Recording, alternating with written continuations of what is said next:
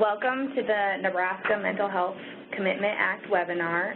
Today, the presenters are Susan Adams, the Behavioral Health Service Administrator for the Division of Behavioral Health, Susan Kanabi, Attorney for the Department of Health and Human Services, Heather Wood, QI Administrator for the Division of Behavioral Health, Dr. Todd Stahl, Chief Clinical Officer for the Divisions of Behavioral Health and Medicaid, and myself, Michaela Johnson, Transition Manager for the Division of Behavioral Health. The purpose of the webinar is to increase your understanding of the Mental Health Commitment Act, give an overview to the Mental Health Board Training Manual, and discuss the different processes in the emergency system. Please note this webinar reflects statutory requirements, and this training will not replace reading the manual and turning in the affidavit for appointment. This is Susan Kanabi. The Nebraska statute provides the purpose of the Nebraska Mental Health Commitment Act. It is to provide treatment to individuals who are mentally ill and dangerous.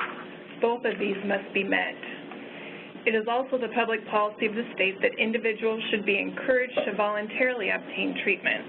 If the individual is not willing to voluntarily enter treatment, then the mental health board proceedings under the Act may proceed. The individual may also be subject to the emergency protective custody process under limited conditions for a limited period of time. The presiding judge in each court judicial district is responsible for creating at least one, but not more than 3 mental health boards in each district. The judge is also responsible for appointing members and alternate members to a mental health board for a 4-year term. The judge can also remove members and alternates. The Mental Health Board is to consist of an attorney licensed to practice in Nebraska, who will also be the chair. Also, 2 of the following categories, but not more than 1 from each category, of a physician, psychologist, psychiatric social worker, or layperson with a demonstrated interest in mental health and substance dependency issues. There shall not be a hearing unless 3 members or alternate members are present and able to vote. Action is to be taken by a majority vote. The Mental Health Board has the power to issue subpoenas, to administer oaths, and to do any acts necessary and proper for the board to carry out its duties. Mental Health Board members and alternates are required to complete training provided by the Department of Health and Human Services. The department has determined this to be reading the Mental Health Board Training Manual. This is required to be completed every 4 years. Without the training, a mental health board member is not able to be appointed, reappointed, or remain on the board. Statute also outlines the mental health board roles and responsibilities. At the hearing, the mental health board should determine if there is clear and convincing evidence that the subject is mentally ill and dangerous. The board should also inquire if the individual received a copy of the petition and a list of rights, and whether the individual has read these documents, and if he or she understood those documents. If the individual has not read the petition or their rights or don't understand them, the board should read or explain the documents to the individual.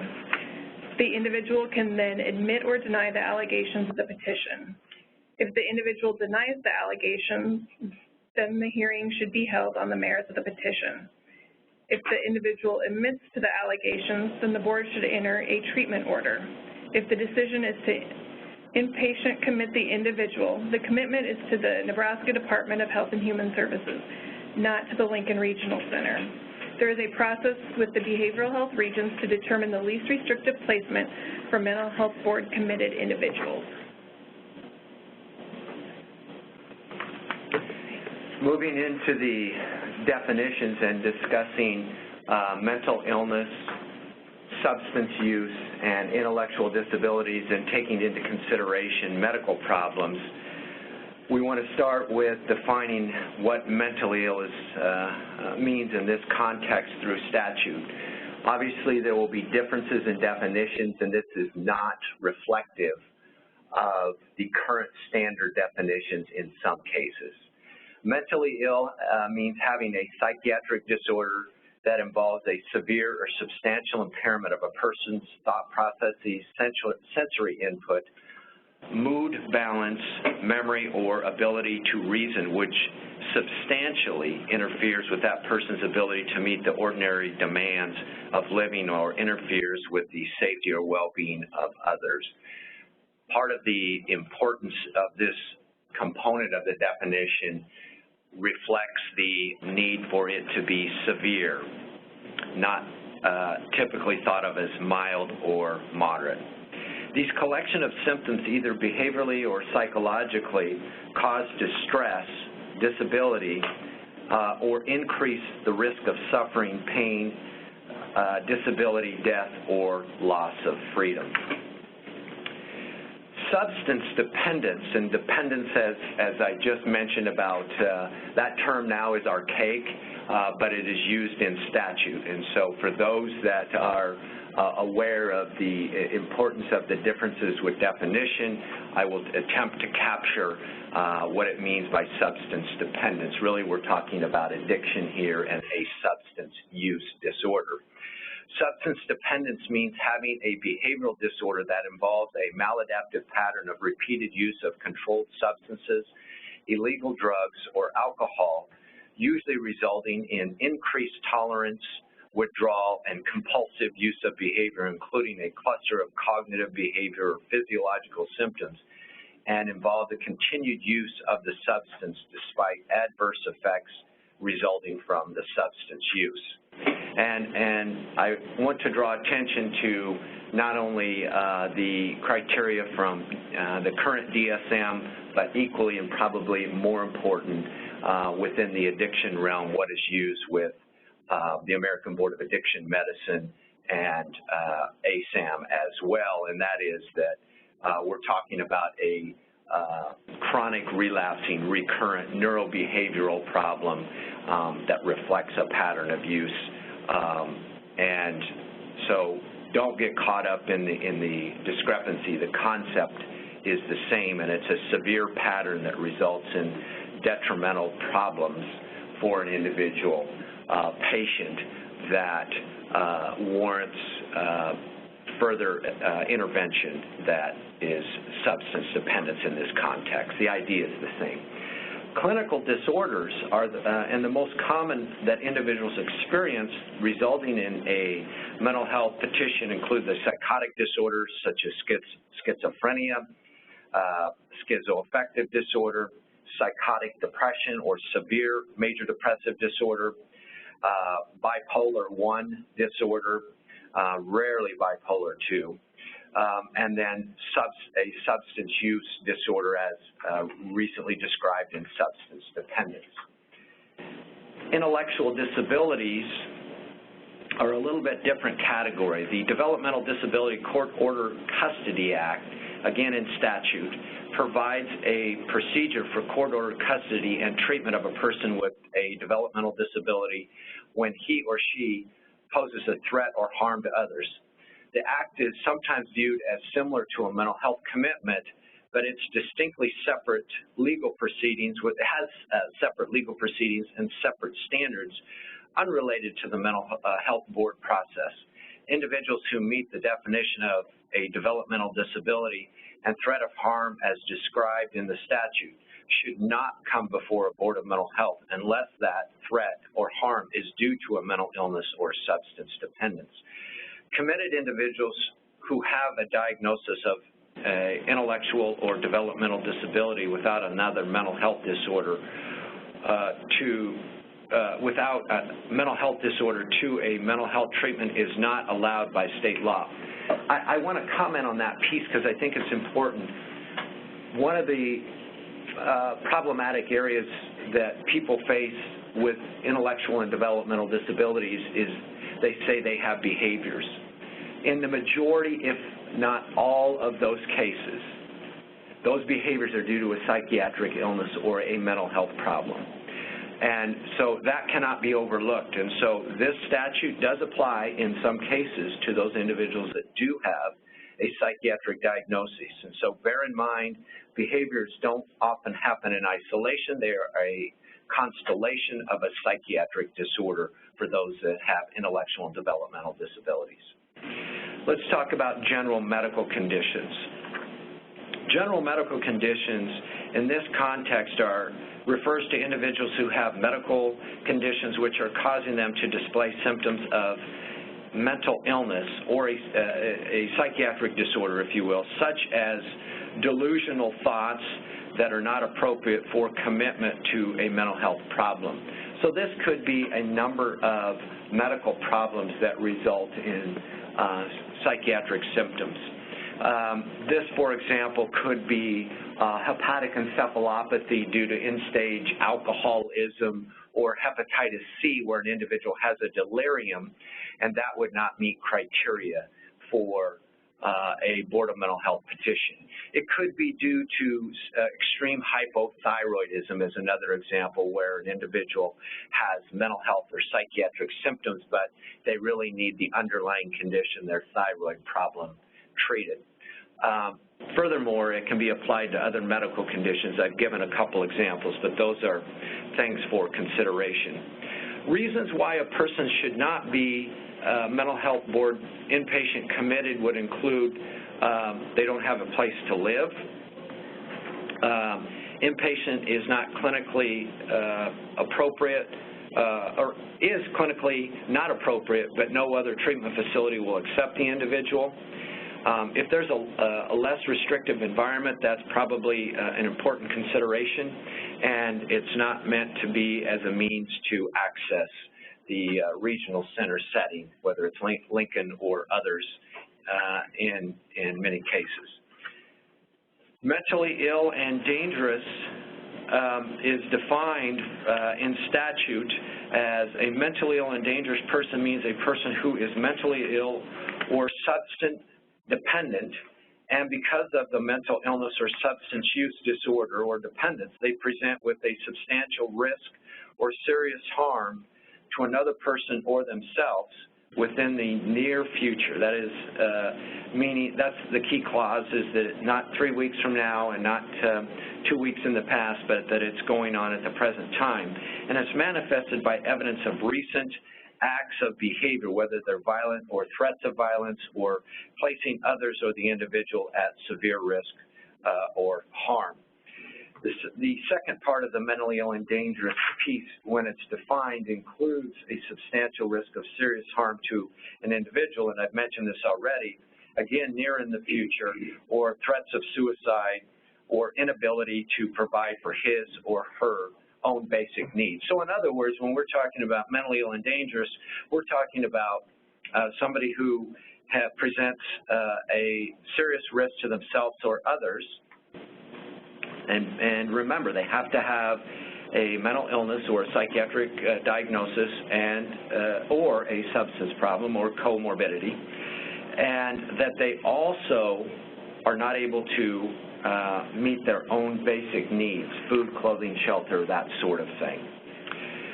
Factors related to dangerousness really fall into 5 areas. So the severity or the magnitude, and this will help in the decision-making process, incidentally, when it comes to filling out a petition or giving consideration as to what are my next steps. So magnitude or severity of the presenting problem, what is the likelihood, that's the second thing, that is the probability of the event going to happen or occurrence of violence or self-harm.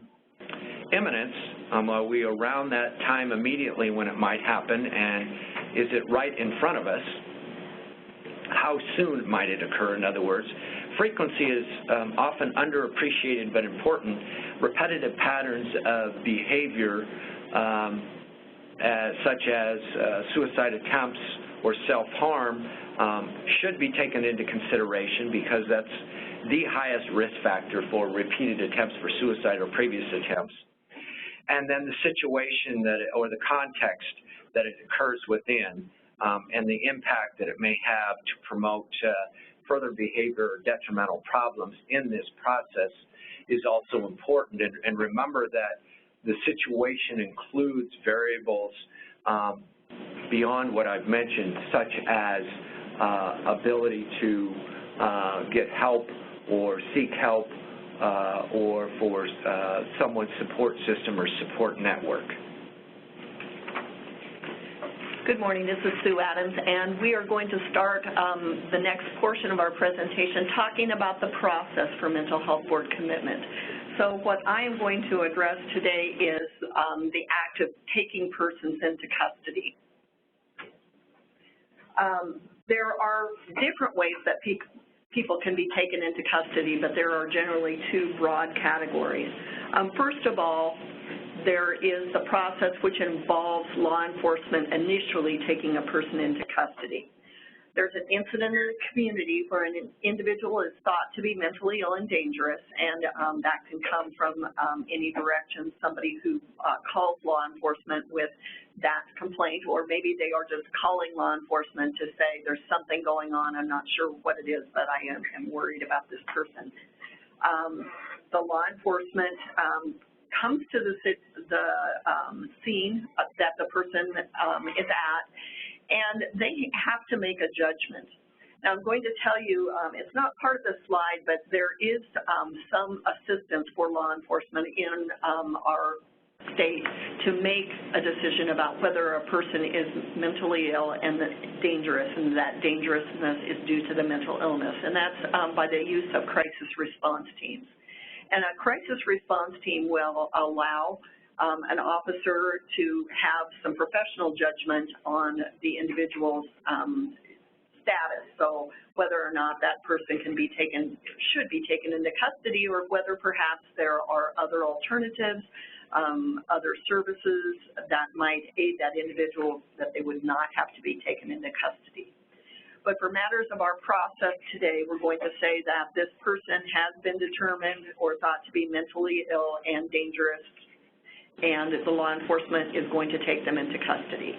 Again, it is the law enforcement's decision as to whether or not that person should be taken into custody. If they choose to take them into custody, they need to write a petition.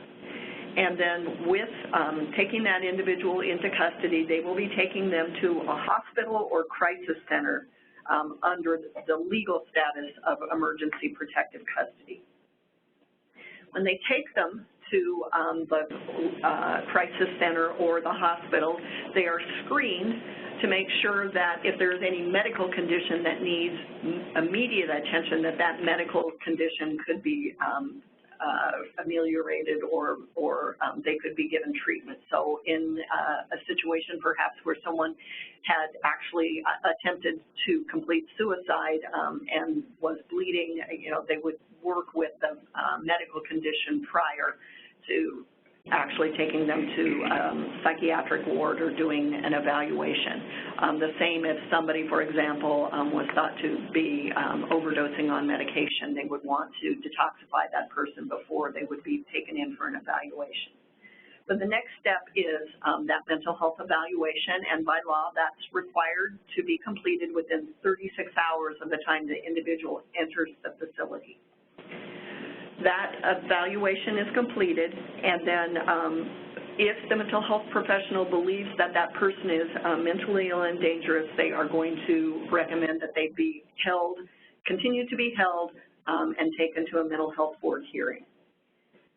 If the mental health professional does not issue that certification of dangerousness due to mental illness, the petition would be dismissed. And generally speaking, if there is a need for treatment, there is an opportunity for that person to voluntarily go to a lesser level of treatment. For example, if they need medication management or would need some other type of treatment and they're voluntarily going to do that, the hospital would have an opportunity to work with a treatment provider to make sure that that treatment is received.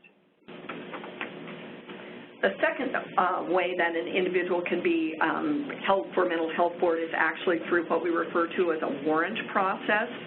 And that is, there is an incident in the community where an individual is thought to be mentally ill and dangerous, but law enforcement is not called. What might happen then is a complaint would be made about that person directly to a county attorney. And then the county attorney at that point would have to make a decision as to whether they believe that individual is dangerous due to the mental illness. If that's the case, the individual, the they would file, the county attorney would file a petition with the district court and then issue a warrant. The sheriff then would go to where that individual was and take that person into custody. Now, at some point, if the county attorney does not think the individual is dangerous due to mental illness, there would be no further action. So there could be a warrant issued, but there's not action taken, and that's, again, based on the judgment of the county attorney.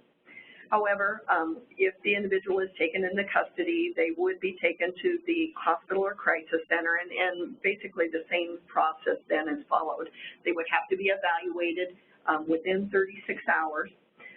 And then the evaluating professional will make a determination as to whether or not they believe that person is mentally ill and dangerous due to the mental illness, and they would issue a certificate, and again, they would continue to hold that person for the mental health board hearing. If, in fact, they did not believe they were dangerous due to the mental illness, no certificate would be issued and the petition would be dismissed. All right, this is Michaela, and I'm going to discuss the mental health board commitment. So mental health board should work to make sure that the individual is if the individual is committed, that the commitment should be to the appropriate available treatment alternative that imposes the least possible restriction to the individual. Consideration of treatment options are dependent upon the individual's strengths and needs and traumatic life events. These should be factored into the equation when determining treatment options. An appearance before the mental health board and subsequent committal can be a life-changing event and not always for the better. Persons appearing before the mental health board deserve to be shown the utmost respect from all parties present. The mental health board training manual provides guidelines of how the individual should be communicated with and the appropriate questions that should be asked of the mental health professionals as well as the individual. For inpatient commitments, according to statute, if the subject is ordered by the board to receive inpatient treatment, the order shall commit the subject or person to the custody of DHHS for such treatment. A commitment to a specific location is not to be determined by the mental health board. The Division of Behavioral Health then contracts with the 6 regional behavioral health authorities to manage their emergency inpatient system. Most inpatient commitments will remain in the community-based hospitals. For outpatient commitment, the commitment is to a specific community provider. So commitment to treatment. During the mental health board hearing, it is the state county attorney's responsibility to provide or prove that the person is mentally ill and dangerous and requires further treatment. Once all the evidence is presented, the mental health board will find one of the following 3 dispositions. Not mentally ill and dangerous, and then the petition would be dismissed. Mentally ill and dangerous, and voluntary treatment is sufficient, so the petition will be dismissed or suspended for up to 90 days to allow the individual to obtain voluntary treatment. Or the last one, mentally ill and dangerous, voluntary treatment is not sufficient and the person is committed to DHHS inpatient or outpatient community-based treatment. Voluntary treatment should always be the first treatment alternative considered by the board. The board must always consider the person's liberty in making commitment decisions. It is the board's responsibility to decide where the person's interest should be best served. According to statute, inpatient hospitalization is the treatment modality to be considered last. If the board determines a commitment to treatment is necessary, they should be picking the most appropriate, least restrictive option while ensuring public safety. The Lincoln Regional Center. This is a place for adult individuals who cannot be safely treated and or effectively stabilized by a community hospital. It is a treatment facility. Individuals that go to Lincoln Regional Center are there for treatment and then are to be discharged back into the community. It is not for individuals that lack other treatment options or placement options. Individuals going to the Lincoln Regional Center should still meet acute level of care. The Lincoln Regional Center has 90 assigned beds for adult individuals who are there under a mental health board commitment. Those beds are allocated between the 6 regional behavioral health authorities. Regional emergency coordinators should be contacted when an individual is thought to be appropriate for LRC, and the regional emergency coordinators' contact information will be in an upcoming slide. And then commitment, outpatient commitment. A commitment to outpatient treatment means treatment ordered by the mental health board directing an individual to comply with specific outpatient treatment requirements, including but not limited to taking medication, prescribed medication, reporting to the mental health professional or treatment facility for treatment, and or participating in individual or group therapy. Section 71-925 communicates that the board should consider all treatment options inclusive of outpatient treatment alternatives before considering a commitment to inpatient treatment. And then Section 71-931 also requires every outpatient treatment order to include directions for the preparation and implementation of the individual treatment plan, which will be covered by Dr. Stahl.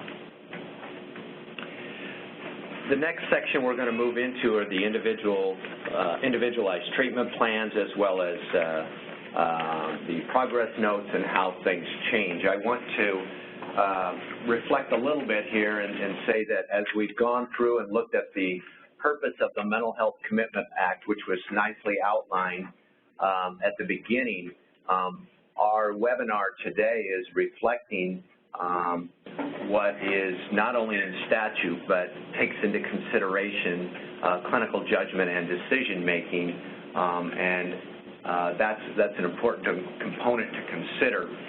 In further review, if you look at we talked about the importance of taking into consideration not only the definitions as I went into, but this lends itself to formulation of the individualized treatment plan. In other words, someone who has a psychiatric diagnosis or substance diagnosis as defined in the statute and is mentally ill and or dangerous, helps then move the process to the next stages, including what has been previously outlined in the commitment process and following EPCs and what have you. So if we get to the level then of someone actually appearing in front of the Board of Mental Health and needing an individualized treatment plan, there are key ingredients once we've gotten to this level that are important to consider. The inpatient and outpatient providers must develop a ITP or individualized treatment plan within 5 working days after the mental health board order. The plan must be given to the mental health board, the county attorney, the individual patient, the individual's guardian if there is one, and the individual's legal counsel, or counsel in general if they don't have an attorney. There's cases where somebody can be represented, I suppose, without legal counsel. An individual should know that the contents of the plan and what he or she needs to do to meet the requirements, even better if the person is involved in the development of the plan. In other words, there's no benefit to not trying to solicit their involvement with treatment and their own individualized treatment plan. The individualized treatment plan contains a statement of the nature of the individual's mental illness or substance dependence.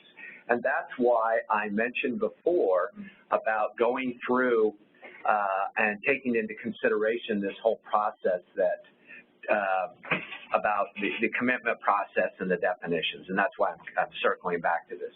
So the nature of the individual's mental illness or substance dependence is really the starting point for that ITP. And then, as been mentioned by Michaela and I believe others, the least restrictive alternative consistent with the clinical diagnoses and the functional abilities of that individual must be considered. And then intermediate or long-term goals for the individuals and projected timetable for attainment of such goals is important. And I can't emphasize that that's important, but probably more important in the immediate setting is what do we do for the short-term goals, because really that's what you're faced with looking at. What do we do next? What are our next steps? And so to outline the short-term goals is particularly important as well in that individualized treatment plan, because you have to meet those before you hit the long-term goals. It's often a sequential process that one must go through. Progress notes, and moving into the area of progress notes, shall be submitted to the mental health board from both inpatient and outpatient providers. For inpatient providers, they must submit individual progress notes or reports no later than 10 days after submission of the individualized treatment plan. Then they shall submit progress notes every 90 days for a period of a year and every 6 months until the individual is ready to be discharged from treatment. For outpatient providers, it's similar, and they must submit progress notes every 90 days for a period of a year and every 6 months until the individual is ready to be discharged from treatment. So they don't have to do, it's not quite as restrictive or as intense if you're in an outpatient commitment setting. If you want to change the treatment plan or the discharge, a review hearing to change the treatment plan or discharge can be scheduled. It can be scheduled at the request of the individual to seek an order of discharge or change in treatment. A review hearing must occur within 14 days of the request from the individual. Upon release, the treatment facility notifies the board of the release of the individual from its custody, or at any time the board feels it necessary to determine whether the individual is adhering to the conditions of his or her release. Additionally, upon request of the individual, his or her counsel or legal guardian or conservator or the county attorney or entity designated to oversee the individual's treatment plan can be involved to schedule this request as well, or the board has the purview to move forward if they feel it is appropriate. Nebraska Revised Statute 71-933 outlines the duties of the outpatient treatment provider. The outpatient treatment provider is to report to the board and the county attorney if the individual is not complying with his or her treatment plan, the individual is not following the conditions set by the mental health board, the treatment plan is not effective, or there has been a significant change in the individual's mental illness or substance dependence. The report may be faxed. If it is, the original is to be mailed to the board and county attorney no later than 24 hours after the fax. If the outpatient provider's opinion is that the individual is no longer dangerous due to mental illness, the provider should consider requesting the individual's commitment be closed. When the county attorney receives the report, the county attorney should have the matter investigated to determine if there is a factual basis for the report. If there is not a factual basis or no further action is needed, that is the end. If there is a factual basis and intervention is needed to protect the individuals or others, the county attorney can file a motion for reconsideration of the conditions and have the matter set for hearing. The county attorney may apply for a warrant to take custody of the individual pending the hearing if the county attorney has reasonable cause to believe the individual poses a threat of danger to self or others prior to the hearing. The application for a warrant is to be supported by affidavit or sworn testimony by the county attorney, mental health professional, or any other informed person. These documents can be faxed to the board, but the original should be filed no later than 3 days after the fax, excluding holidays and weekends.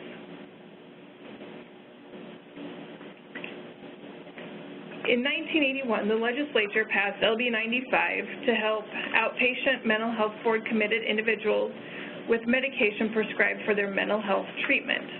The law can be found at Nebraska Revised Statute 83-380.01. Upon discharge from a treatment facility, an indigent person can file an affidavit with the Nebraska Department of Health and Human Services or the Mental Health Board. If it is sent to the Mental Health Board, it is then forwarded to the Nebraska Department of Health and Human Services. The affidavit must include that the individual is indigent and can't pay under the same standards as in the ability to pay statutes, and that the prescription medication has been prescribed by a regional center psychiatrist or the individual's treating physician as necessary for the patient's mental health treatment.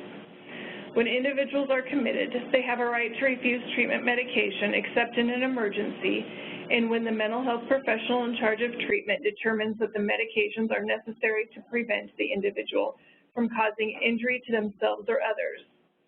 If these conditions are not present, a mental health board hearing is needed to determine if an individual should be forced to take specific treatment medication.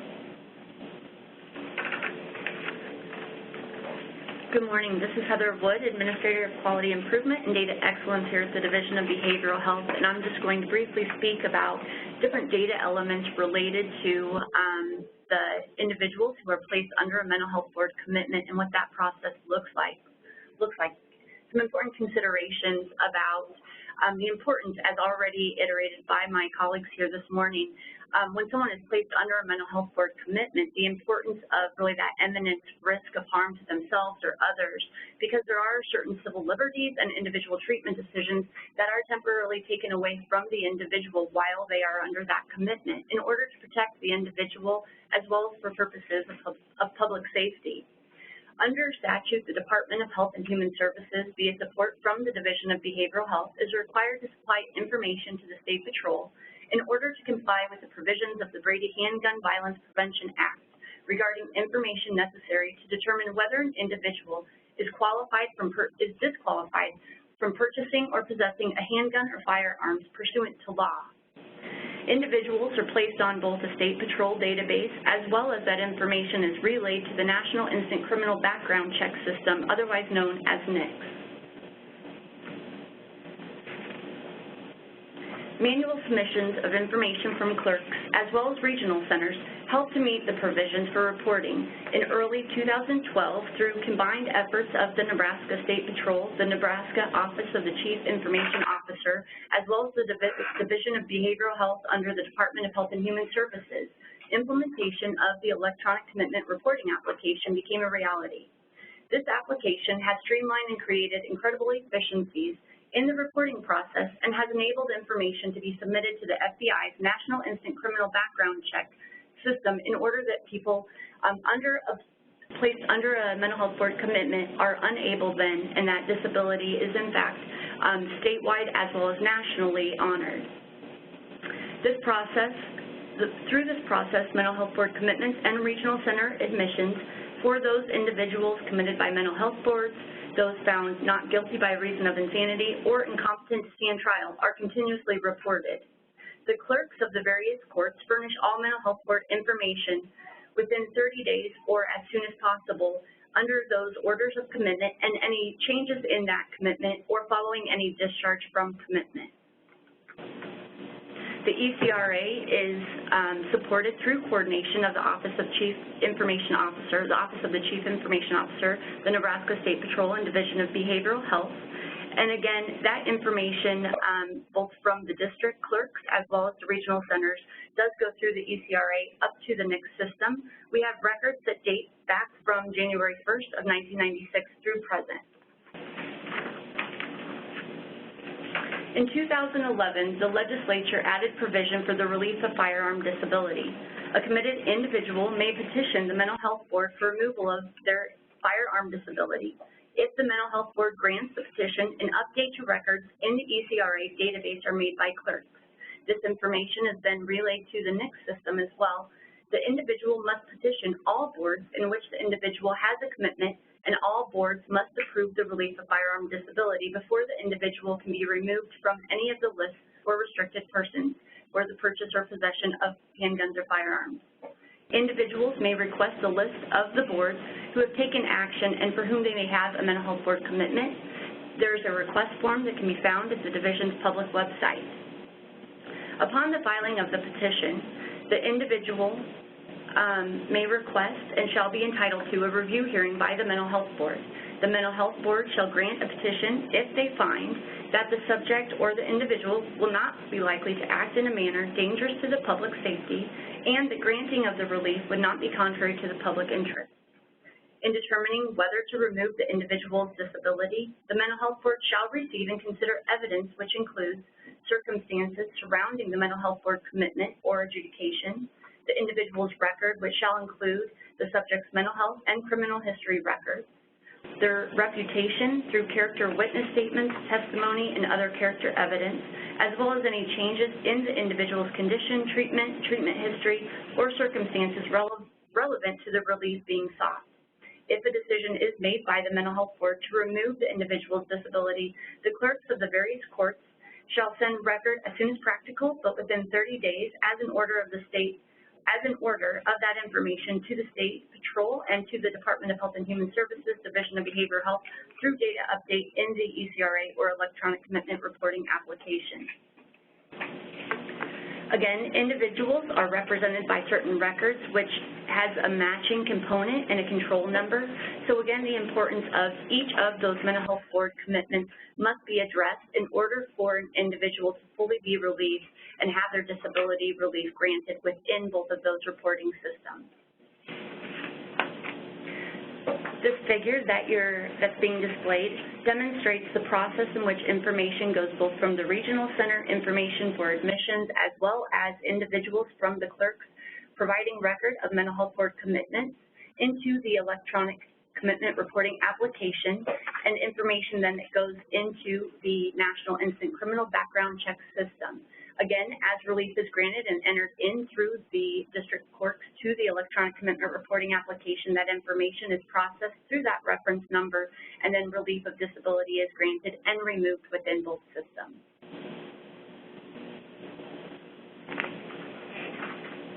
All right, this is Michaela again. Just some information sharing to close out the webinar.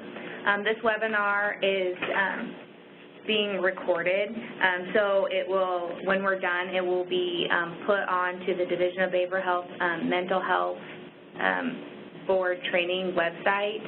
We have also compiled a list of questions we get asked the most, and we'll be putting that document on the website as well. So if you read through that frequently asked questions and have found that none of those questions meet your or match yours, you are more than welcome to email me or call me at any time, and I will do my best to answer the questions. So this next slide contains the regional emergency coordinators information. They are the managers of the emergency system in their region. They also manage their region's allocated general psych beds out at the regional center. And then just some final reminders from the webinar, that the Nebraska Mental Health Commitment Act Reference Manual is also located at the DHH Division of Behavioral Health website on the mental health training link, that dangerousness must be due to mental illness, that mental health board commitments are not open-ended, and that prevention works, treatment is effective, and people recover. So thank you for attending the webinar, and here is my contact information if you had any additional questions. Thank you.